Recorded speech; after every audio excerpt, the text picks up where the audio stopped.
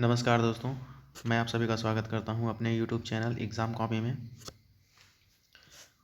दोस्तों, पॉलिटी को काफ़ी डिटेल में हम लोग देख रहे हैं, ठीक है। तो आज हम पॉलिटी का जो कि एक काफ़ी इम्पोर्टेंट चैप्टर है, पार्ट 3 फंडामेंटल राइट, जिसमें हम आर्टिकल 12 से लेकर के 35 तक हम कवर करेंगे और अच्छे से हम देखेंगे, अच्छे से समझेंगे कि ये क्या चीज़ है। और यहाँ से जो भी इम्पोर्टेंट आर्टिकल है जहाँ से क्वेश्चंस बनते हैं उनको मैं आपको बताऊंगा और उन्हें प्लीज़ आप नोट करते रहिएगा। तो अगर आपने चैनल को सब्सक्राइब नहीं किया तो प्लीज़ सब्सक्राइब कर लीजिए, घंटी के बेल आइकन को ऑन कर लीजिए, लाइक कीजिए, कमेंट कीजिए, शेयर कीजिए और प्लीज़ दोस्तों चैनल को सब्सक्राइब किया करिए आप लोग, ठीक है, और शेयर किया करिए। ठीक है, मैं फिर स्टार्ट करता हूँ।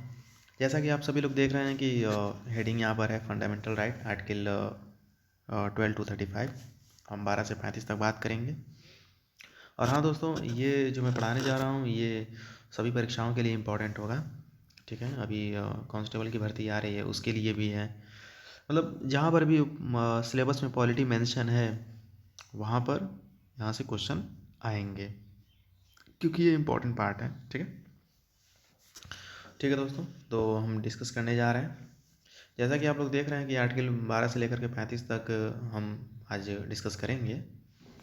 लेकिन यहाँ पर इम्पॉर्टेंट चीज़ ये है कि क्या हमें 12 से लेकर के 35 तक सारे आर्टिकल्स को पढ़ना है?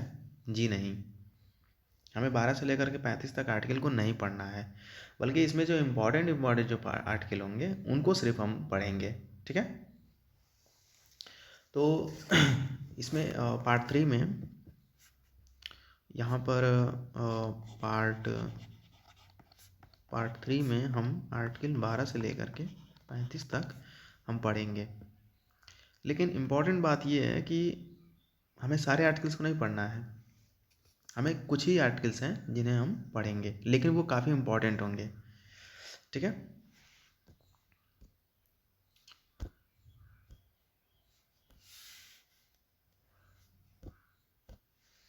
तो जैसे कि क्या है कि मूल अधिकार यानी कि फंडामेंटल राइट में हम 6 प्रकार की राइट्स की हम बात करते हैं, ठीक है। जैसे कि राइट टू इक्वलिटी यानी कि समानता का अधिकार, राइट टू फ्रीडम यानी कि स्वतंत्रता का अधिकार, राइट टू अगेंस्ट एक्सप्लॉयटेशन यानी कि शोषण के विरुद्ध, राइट टू फ्रीडम और रिलीजन यानी कि धर्म की स्वतंत्रता, ठीक है, संस्कृति की स्वतंत्रता।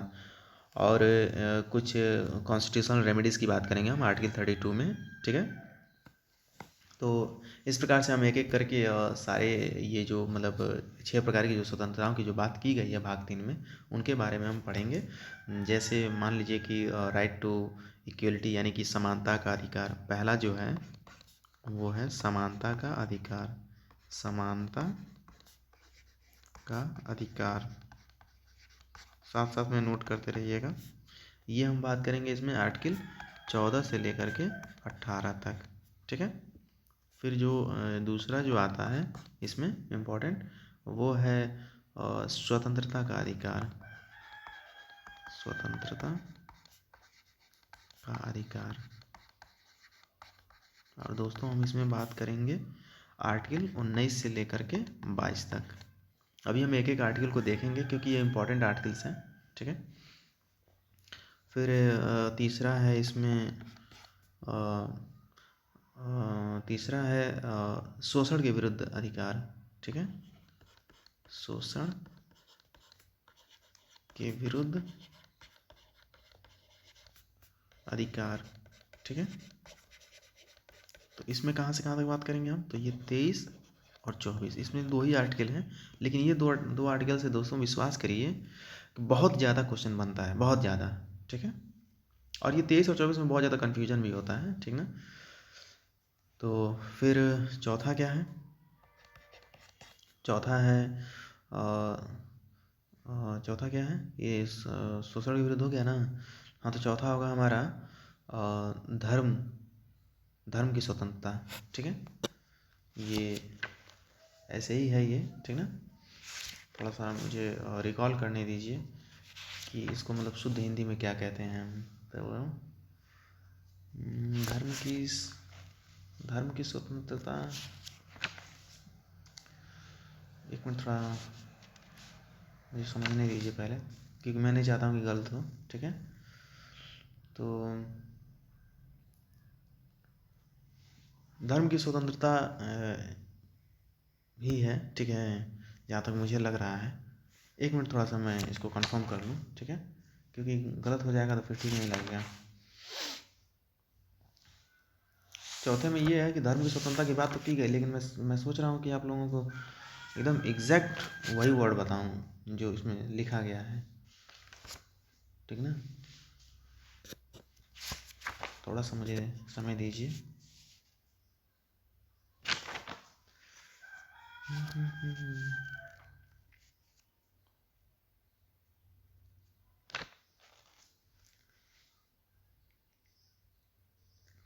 फिलहाल आप मतलब इतना ही याद रखिए कि right to freedom of religion है, मतलब वही हुआ, धर्म की स्वतंत्रता की बात की गई इसमें, ठीक है।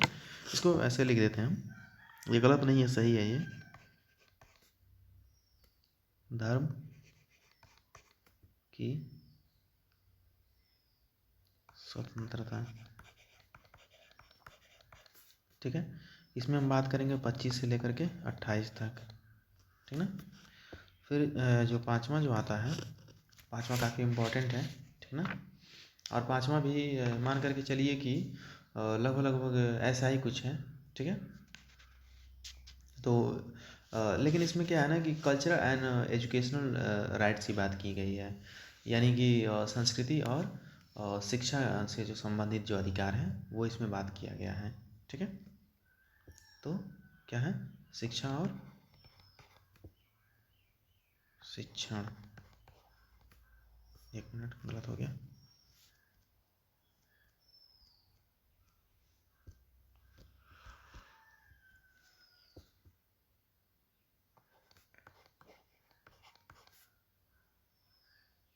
शिक्षण और,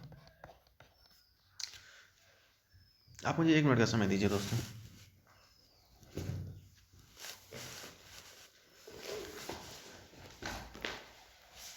अभी मैं क्लियर कर दे रहा हूँ।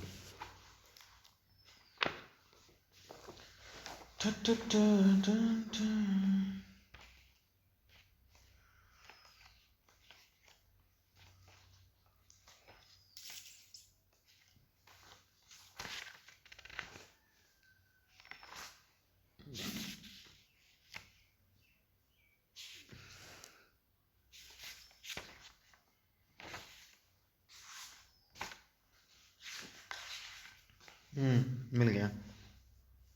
थोड़ा सा मैं नहीं चाहता हूँ कि किसी प्रकार का वो दिक्कत हो, ठीक है। तो चौथा क्या था हमारा, ये शोषण के विरुद्ध, तो ठीक है, तीसरा सही है। धर्म की स्वतंत्रता, धर्म की स्वतंत्रता, हाँ ठीक है, ये भी सही है। अभी मैं बुक में देख करके बता रहा हूँ आप लोगों को, ठीक है, धर्म की स्वतंत्रता ये भी सही है। लेकिन पांचवा जो है, ये संस्कृति और शिक्षा संबंधी अधिकार है, ठीक है। ये थोड़ा सा मुझे अच्छा नहीं लग रहा था, गड़बड़ हो जाए, इसको सही से लिखते हैं। बाकी चौथा सही है, ठीक ना। कहाँ गया, तो संस्कृति और शिक्षा संबंधी अधिकार, संस्कृति और शिक्षा संबंधी अधिकार,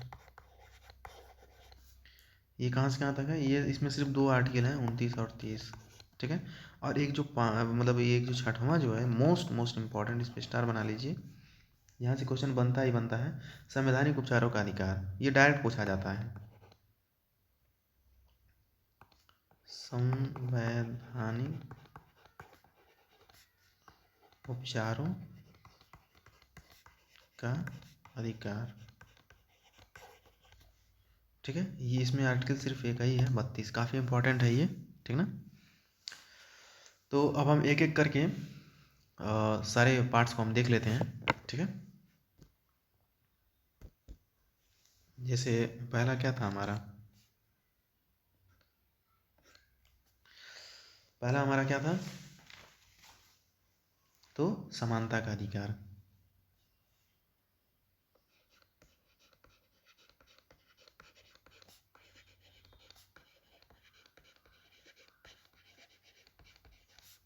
चौदह से 18, ठीक है। तो अब हम बात करेंगे आर्टिकल 14 की, ठीक है। इसमें क्या है, तो इसमें है विधि के समक्ष समानता, विधि के समक्ष समानता, ठीक है। यानी कि विधि के सामने सभी लोग बराबर होंगे, चाहे वो भारतीय हो, चाहे वो अमेरिका का हो, चाहे कहीं का भी हो, ठीक है। वो विधि के समक्ष यानी कि कानून के समक्ष वो बराबर होगा। 15वां देखते हैं। 15वां क्या है, एक मिनट दोस्तों, लगता है फ़ोन को मैंने फ्लाइट मोड में नहीं डाला है, डाल दूँ।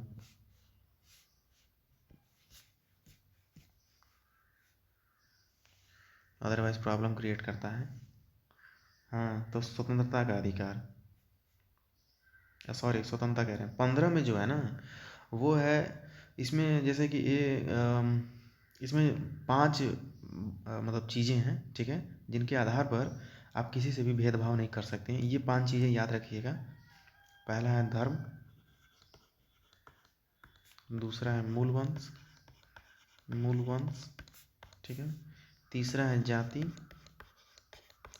फिर लिंग, फिर लास्ट में क्या है, जन्म स्थान। ये 5 चीज़ों पर आप किसी से भी भेदभाव नहीं कर सकते हो, अगर करेंगे तो आपको सज़ा मिलेगी। फिर आर्टिकल 16 लोक नियोजन, यानी कि अवसर की समानता की बात करता है। ये अवसर की समानता, ठीक है। तो इस प्रकार से आप 16 को समझ सकते हैं कि अवसर की समानता का अर्थ ये हो गया कि सभी को नौकरियों में बराबर बराबर मतलब मौका दिया जाएगा। अभी आप सोचेंगे कि रिजर्वेशन तो फिर ऐसा नहीं करता है, लेकिन दोस्तों यहाँ पर ध्यान रखने वाली बात ये है कि रिजर्वेशन पॉलिसी जो है वो इक्वेलिटी को लाने के लिए किया गया था, न कि अनइक्वेलिटी को लाने के लिए, ठीक है। फिर 17 अस्पृश्यता का उन्मूलन, ठीक है, यानी कि छुआछूत को इसमें बैन किया गया है। आप किसी से भी छुआछूत नहीं कर सकते हैं। अस्पृश्यता का अंत, ऐसे याद रखिएगा, अंत। फिर 18 में क्या है, तो इसमें टाइटल्स के अंत की बात की गई है। उपाधि,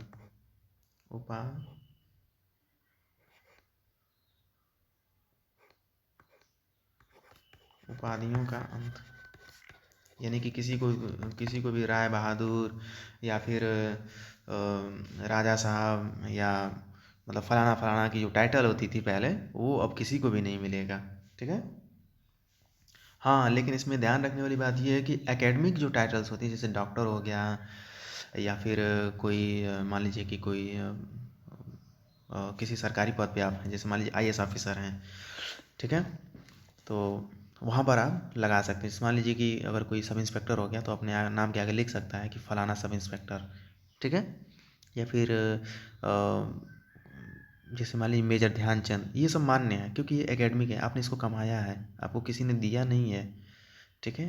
इसके लिए आपने पढ़ाई किया है। जैसे मान लीजिए कि डॉक्टर धर्मेंद्र सिंह, डॉक्टर धीरज सिंह, ये सब जो नाम जो है ना, मतलब टाइटल जो है आप लगा सकते हैं। एकेडमिक मतलब टाइटल जो है वो मान्य है, ऐसे याद रखिएगा। तो यानी कि पहला जो है वो हमारा समाप्त हो गया।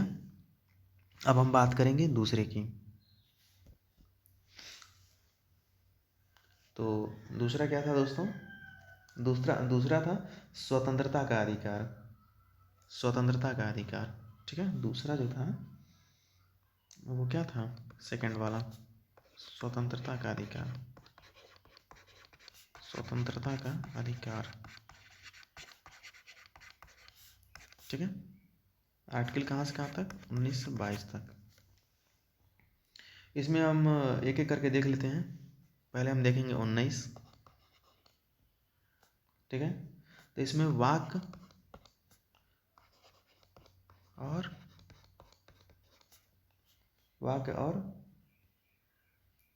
अभिवृत्ति की बात की गई है, ठीक है।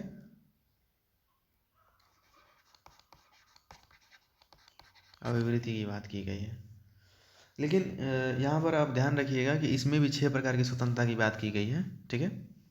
तो वो काफ़ी ज़्यादा मतलब डिटेल हो जाएगा, लेकिन फिर भी मैं आपको बता देता हूँ जल्दी जल्दी, क्योंकि इम्पोर्टेंट है, पूछ लेगा तो फिर बताना पड़ेगा, तो ये थोड़ा सा इम्पोर्टेंट हो जाता है इसमें। तो इसका जो पहला है वो क्या कहता है, वो वाक्य और अभिवृत्ति की बात करता है, ठीक है। वाक्य और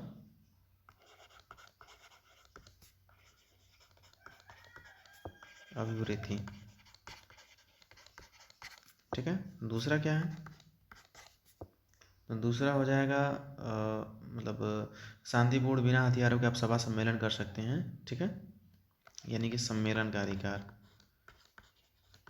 सम्मेलन का अधिकार। तीसरा क्या है, तो तीसरा है संघ और समिति बनाने का अधिकार, संघ और समिति। चौथा क्या है, संघ और समिति हो गई, तो चौथा जो होगा भारत के राज्य क्षेत्र में कहीं पर भी आने जाने का अधिकार, ठीक है। यानी कि भारत के राज्य क्षेत्र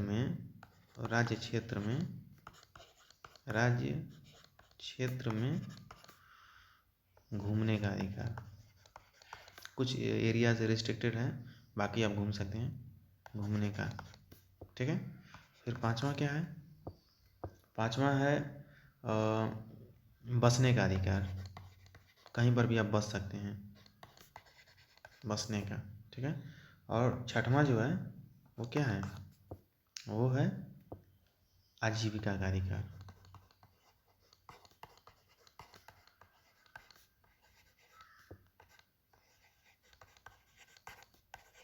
ठीक है। इस प्रकार से ये 6 मतलब बनाए गए हैं।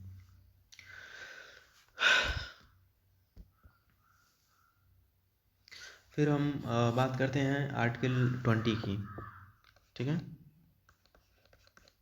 आर्टिकल 20 ये क्या कहता है, तो आर्टिकल 20 जो है वो अपराधों के लिए दोष सिद्ध के संबंध में संरक्षण की बात करता है, ठीक है।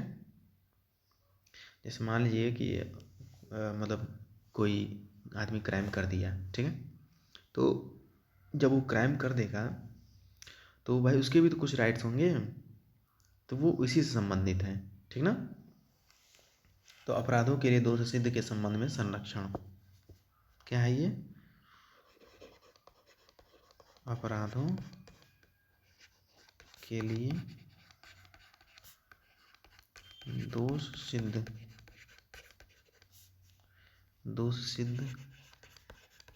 के संबंध में संरक्षण, ठीक है। ये इम्पोर्टेंट आर्टिकल है, क्योंकि इसमें और 22 में थोड़ा सा कन्फ्यूजन होता है, ठीक ना। फिर 21 देखिए, 21 में क्या है, तो प्राण एवं दैहिक स्वतंत्रता का संरक्षण, मोस्ट इम्पोर्टेंट, प्राण व दैहिक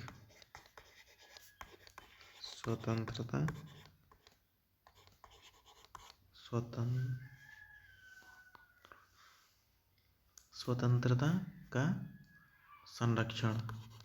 यानी कि अगर आपका जान लिया जाएगा तो लीगल तरीके से, यानी कि जैसे मान लीजिए कि भारत में अगर किसी को उसके जीवन से अगर अलग करना है तो बाकायदा हम नियम कानून के तहत ही करेंगे। अब देखते हैं ना कि किसी को फांसी भी होता है तो उसको अपना जान बचाने का कितना अधिकार होता है। राष्ट्रपति के पास क्षमा याचना कर सकता है, अगर राष्ट्रपति उस चीज़ को खारिज कर दे तो भी उस चीज़ को फिर सुप्रीम कोर्ट में भी चैलेंज कर सकता है, ठीक है। अच्छा, फिर 22वां जो कि मैं अभी बता रहा था, थोड़ा कन्फ्यूजन होता है 20 और 22 में। तो 22 में क्या है, तो 22 में दोस्तों है कि कुछ दशाओं में गिरफ्तारी और निषेध से संरक्षण, ठीक है। जैसे मान लीजिए कि अगर आपको गिरफ्तार किया जाता है तो 24 घंटे के अंदर आपको मजिस्ट्रेट के सामने पेश करना ज़रूरी होता है, ठीक ना। ये बहुत ही ज़्यादा इम्पोर्टेंट होता है, तो इसको याद रखिएगा कि कुछ दशाओं में गिरफ्तारी और निरोध से संरक्षण होता है ये। यानी कि गिरफ्तारी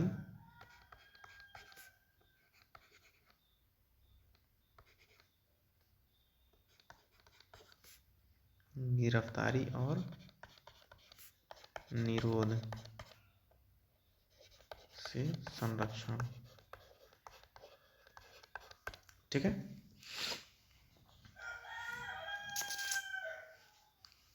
तो इस प्रकार से ये 2 भाग कंप्लीट होते हैं। ठीक ना। अब हम बात करेंगे शोषण के विरुद्ध अधिकार। शोषण के विरुद्ध। ठीक है। तो शोषण के विरुद्ध कौन कौन सा है? तो एक तो 23 आ जाएगा और एक 24 आ जाएगा। ठीक है। तो 23 में क्या है कि दुर्व्यापार और बलात् श्रम को प्रतिबंधित किया गया है। ठीक है। यानी कि दुर्व्यापार